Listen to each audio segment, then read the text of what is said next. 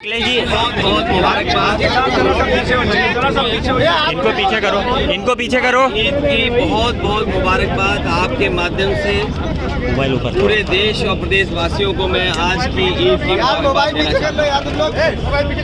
हमारे देश की मिली जुली संस्कृति, यहाँ हम सब मिलकर के एक दूसरे के त्योहारों को मनाते हैं।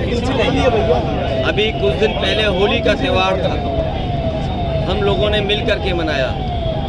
आज ईद हम लोग मिल कर के मना रहे हैं। आने वाले समय में और भी जितने त्यौहार भारत में मनाए जाते हैं, हम सब मिल कर के एक दूसरे के बीच में खुशी बांटते हैं, मिलजुल कर के मिठाइयाँ खिलाते हैं, गले मिलते हैं। यही हमारे देश की पहचान है। हमारे देश की सबसे बड़ी पहचान ये है कि जहाँ अलग अलग धर्म के रास्ते पे चलने वाले लोग, अलग अलग चीज़ों को मानने वाले लोग एक साथ रहते हैं। ये हमारी मिली जुली संस्कृति, गंगा जमुनी संस्कृति जो आपस में भाईचारा बढ़ाती है। हमारी मिली जुली संस्कृति आपस में प्रेम बढ़ाती है। हमारे देश का संविधान, हमारे देश का लोकतंत्र यहाँ की संस्कृति और मजबूत करती है।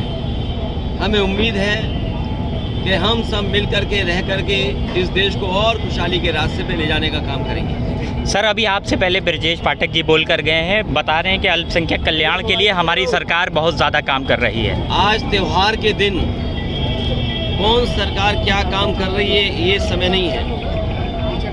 आज समय है कि जिस तरीके से हमारे देश में ईद मनाई जा रही है खुशियों के साथ, यही खुशियां बनी रहें। हम एक दूसरे से गले मिलें, एक दूसरे की परेशानी तकलीफ में काम आएं, एक दूसरे का हम सम्मान करें।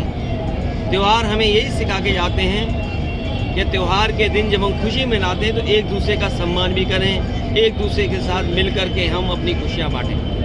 अखिलेश जी, मैनपुरी चुनाव इंटरेस्टिंग हो गया है। सरकार के मंत्री वहां पर उतर गए हैं। एक शब्द कुछ चुनाव पर भी बोल दे, माहौल तो है। देखिए, मेरे पत्रकार साथी, हर चुनाव इंटरेस्टिंग होता है।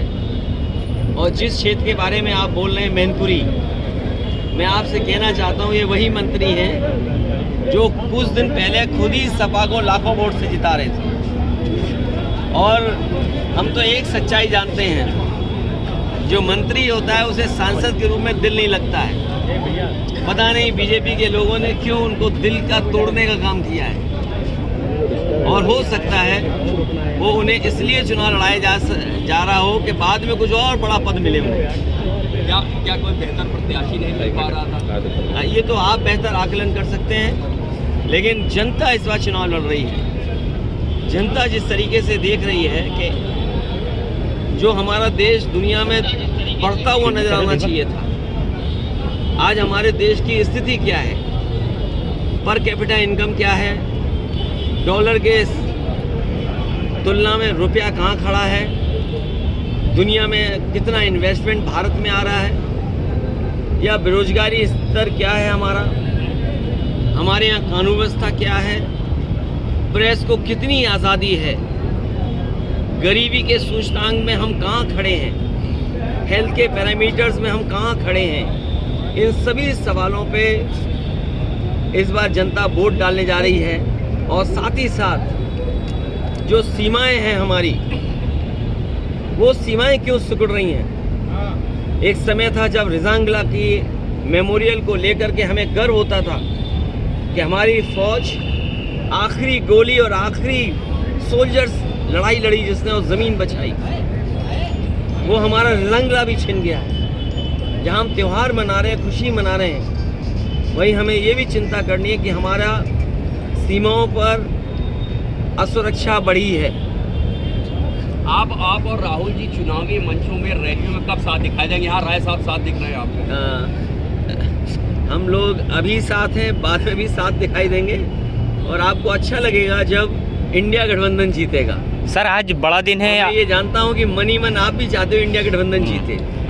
एक साथ कब मंच पे आ रहे हैं सर चुनावी रैली में? बहुत जल्दी आप देखेंगे। अभी दिल्ली में भी हम लोग एक साथ थे मंच पर, पहले भी मंच में एक साथ थे और बहुत जल्दी एक साथ मंच पे दिखाई देंगे। बिजनौर से सांसद है मालूक नागर ने बीएसपी को छोड़ दिया, झटका लगा लोकसभा चुनाव से पहले, समाजवादी पार्टी में आएंगे। पीछे रहो। ये आना जाना चुनाव से पहले और चुनाव के बाद तक लगा रहता है, लेकिन जैसा मैंने पहले कहा, देश की जनता बदलाव चाहती है, परिवर्तन चाहती है और परिवर्तन होके रहेगा, ये जनता ने मन बना लिया है, इसलिए इंडिया गठबंधन जीतेगा। और सबसे बड़ा सवाल तो आपको पूछना चाहिए, हमारा गठबंधन इंडिया है, जो हिंदी न समझते हों, अंग्रेजी न समझते हों, उन्हें कम से कम इंडिया गठबंधन को इंडिया गठबंधन तो बोलना चाहिए।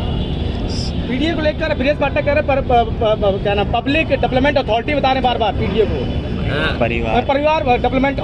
देखिए, उन्हें भी कुछ आता जाता नहीं है, उन्हें भी कुछ आता जाता नहीं है। जिस विभाग के मंत्री हैं, आप किसी अस्पताल में चले जाओ, मरीज बाहर बैठा हुआ है, मरीज को स्ट्रेचर नहीं मिल रही है, मरीजों को दवाई नहीं मिल रही, मरीजों को इलाज नहीं मिल रहा, मरीज तकलीफ और परेशानी में सरकारी अस्पताल छोड़ करके दूसरे अस्पतालों में जा रहे हैं, उसकी चिंता नहीं है। इनका विभाग ऐसा ही है। सर, घोसी में ओमप्रकाश राजभर ने प्रचार बंद कर दिया आजकल। अभी बीजेपी वाले बहुत जगह प्रचार बंद कर दिए। चलिए, बहुत धन्यवाद।